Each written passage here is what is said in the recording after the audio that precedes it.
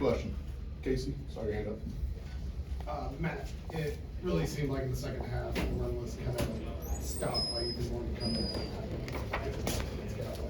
How'd your defense respond to that second half? Yeah, we were getting pretty good shots, and they weren't going down to start the second half. Their shots were, so obviously they made a quick, they closed the gap that media timeout by around 10 points. And when we subbed right there, I thought defensively, I thought Cam did some good things, and I thought Ethan did some good things, and they were able to push that lead back. I think that's, what we talk about with those guys is like, what's the score when you come in versus the score when you sub back out. And so, it takes everybody. And those guys have done a really good job defensively for us, Cam and Ethan. And, we started Mason to start the second half just from an offensive spacing purpose. And he played really well in the first half. And then when Trey came in, it's funny how that works, right? Trey played really well when he subbed back in for Mason, did a lot of really good things. So just proud of our guys, total team effort. Matt, you know how these rivalry games can go. What does it say about your guys coming in here, hostile environment, and getting out of it? Yeah, we've had a lot of great wins, but a lot of great neutral court wins. And that's really helped our resume, but we haven't, outside of winning at Maryland, we haven't really played that well on the road, true road games. This is just our fourth game. So, we needed a game like this. We needed to play better, we needed to shoot better. But we also needed to give ourselves a chance and not turn the ball over. And I thought, you look at the box score, we gave ourselves a chance. But when you get into these rivalry games, anything can go. So like when they, quickly cut our lead by 10 points, and it's exactly what you're thinking, right? I know you guys have never stood up there and coached a game, but it's, you really think at that time, like, and it's at 4 possessions, 5 possessions, it can happen. But you got to keep your poise and keep your patience, and just keep doing what you did to get in that position. Not just the offensive plays you got from Fletcher to slow or stop their runs. Right. Just what did that kind of say about him in those moments? Yeah, the 3 he made in the second half was big. When they were making that run, and I think he pushed it back to 14, and it was at 11. But he just had timely shots. It was very, very steady for us. Tonight going 5 for 6, and 4 for 4 from 3, and getting 19 points.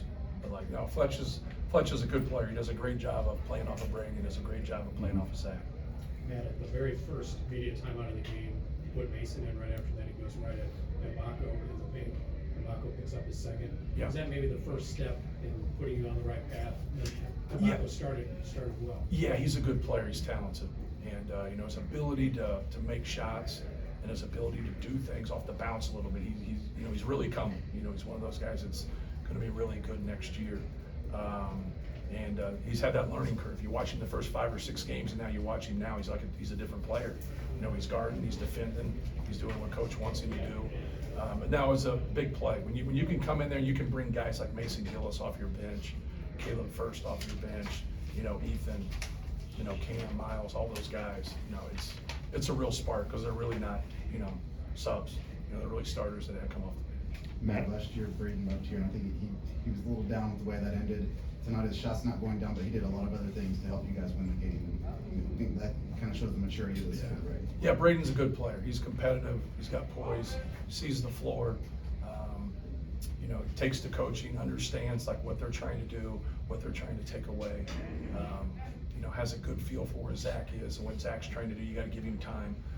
Sometimes to get back in there, depending on how they're guarding him. But no, outside of just his finishes, we just got to do a better job of working with him on some of his speed dribble finishes, because he's good at that. And tonight it just didn't fall for him. But he was in control of the game. He had the ball in his hands more than anybody on that court, and he was definitely in control. Matt, I'm sure Zach probably took last year kind of personal. What more can you say about him and what is almost certainly his last trip here to play the way he did? Well, he's a put up good the player. numbers he put up? He didn't shoot a great percentage. It's a really good game for him. We kept him in there a long time. He didn't get very many breaks. He played 36 minutes, and I thought when he got fatigued, he missed a couple, but I also thought he got fatigued, and he made a couple. He kept going out where, kept holding him accountable. But Zach's the best. There's no way around it. He rebounds the basketball. He causes a lot of attention. You see when he goes one-on-one, he's going to draw some fouls. He's going to score the basketball. He accumulates a lot of rebounds. He's a real tough cover. Ware and Renew finished pretty far below their season scoring numbers. Just what did it take defensively to kind of limit those guys? Yeah, Renew was the guy for us. We thought, that, you know, he was the one. You know, we gave him a lot of attention. So when he dribbled and when he was extended, you know, we put another guy there. We went at him, tried to double him. We got in a couple rotations and got burned that way. But he's so good when he gets to his right shoulder and gets to the middle, whether he's driving it or he's posting. So you gotta keep him off the glass. He had 2 offensive rebounds. But, you know, he's a good player. That combination, you know, is, you know, Ware's ability to stretch the defense. You know, for us, that puts us in a bind a little bit. You know, anytime that people can stretch us out. But Zach's gotten so much better in ball screen defense and switching and guarding people and doing different things. But we had Ware in USA basketball. You know, he's a talent. But I you know, obviously, I always say the adjustment to go against Zach, it takes a game. You know, it takes a game just to kind of feel your way through it. It's like playing a good pressing team, and you press in practice, and you're not a pressing team. And then like, okay, we're ready for this team. And then you get to the game, and it's like, oh shit, you know, we didn't see this in practice. Like he ain't seeing that in practice. You know, and so that's difficult to see someone that can move that 7'4", 300, size 20s, that plays hard every single play. You know, you know, who the hell's diving up 18 at 7'4", 300? Like it just kind of shows you who he is. And you mentioned earlier the importance of doing well on the road game coming into the league. What do you find out about a team when they do that? What do you find out? You know, just the resolve, like that isn't easy. Like that's an unbelievable environment. Like the fans here are amazing. I mean, they come out, they support their team. You know, they've been spoiled through the years. You know, I mean, they've had some great teams here. A lot of tradition here, but like to be able to come in here to be up 22 at half is a huge statement for our team. Like just the confidence, and because we've come back-to-back years, and you know, the first half been terrible. But I think a lot of that has to do with the fans and the players from Indiana. They made us play that way. And tonight, you know, we didn't. And but we did it in this Hornets nest, which is a big compliment to our team. You mentioned Mason. How pleased were you with the minutes you got from Keelan and Ethan as well? Yeah, you know, Ethan played well. Ethan came in and defended, did some really good things, made good decisions. You know, Caleb had some really good minutes in the first half. We stayed with Zach a little bit more in the second half, so that shortened it for him. I thought Mason had a really good first half. You know, he really helped us in that first half. You look at us plus minus. Then at the start of the second half, we just felt like we had to get somebody more physical on Renew after we had that struggle the first 5-6 minutes. And I thought Trey Kaufman did a really good job. People are talking about Zach now as a lottery player. Mm-hmm. What improvements have you seen that make him a lottery player? Yeah, when we veered more in ball screens, we've switched more when the ball's gotten deep. And so like his ability to guard the basketball, you know, his ability to get out on the perimeter. You know, when you compare it to somebody 6'8", 210, you know, it's a lot different, right? But when you compare it to people his size, he's really moving. Like he's really doing a good job. You know, he makes his free throws. He can shoot on the perimeter. I just don't love him. Even though people get upset about it. But you know who would really like if he shot on the perimeter? Those guys guarding him. They'd really like that. I'd love just, you know, keep going at it like a football mentality. Just keep making him pay. Just keep posting. You're not going to keep the guy, right? He's not going to be a 15-year vet at Purdue, right? You don't keep him. Like you gotta let them play to their strengths right there. But no, he protects the rim better. When he gets a foul, like we get him to stay on his feet. So when you saw Sparks make that one and do whatever, our whole bench is just yelling at him to stay down, just stay down, because we don't need him to get two. You know, we don't, and so a little bit of that. But like he's improved defensively. He's a willing passer. He doesn't have the bullshit because he didn't get recruited. That's the best way I can say it. These guys get recruited and they come here and then they got to field a team, and now you've got to come in and play a role. It's like the great college players. If you can't rebound and you can't defend and you can't play a role in the NBA, you can't play in the NBA outside of like 3 or 4 guys in a draft.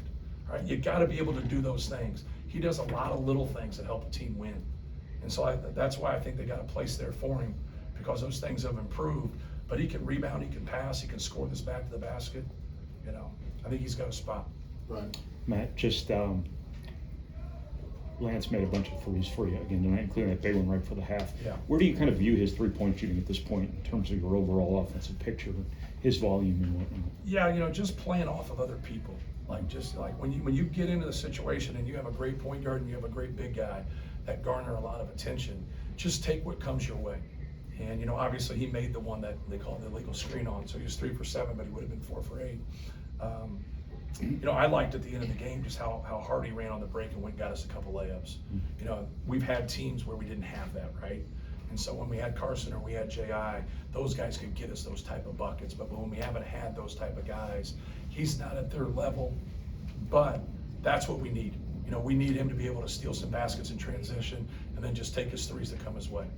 You've talked about Mbako and Ware and the impact that they had. I think it was 12-9 when both those guys came out in the first half. Yeah. And then by the time they came back, you guys are really pulled away. What do you feel like changed for Indiana with those guys off the floor, and what were you able to take advantage of? Yeah, well, you know, you have a little bit of a drop off. When you're not, you know, Khalil Ware and Mbako are probably going to be in the NBA, right? You have a little bit of a drop off. You know, Zach Edey gets in foul trouble, he goes out. You know, even though we have good players, you have a little bit of a drop off, right? And so, you know, that's what you want to be able to do, and that's what I constantly try to do through the development of our program and have guys, is make sure you have enough guys when foul trouble hits or injuries hit, you have guys that are ready to roll and ready to play. And that's really hard because everybody wants to, you know, everybody wants to start, everybody wants to play 30 minutes. It doesn't work that way.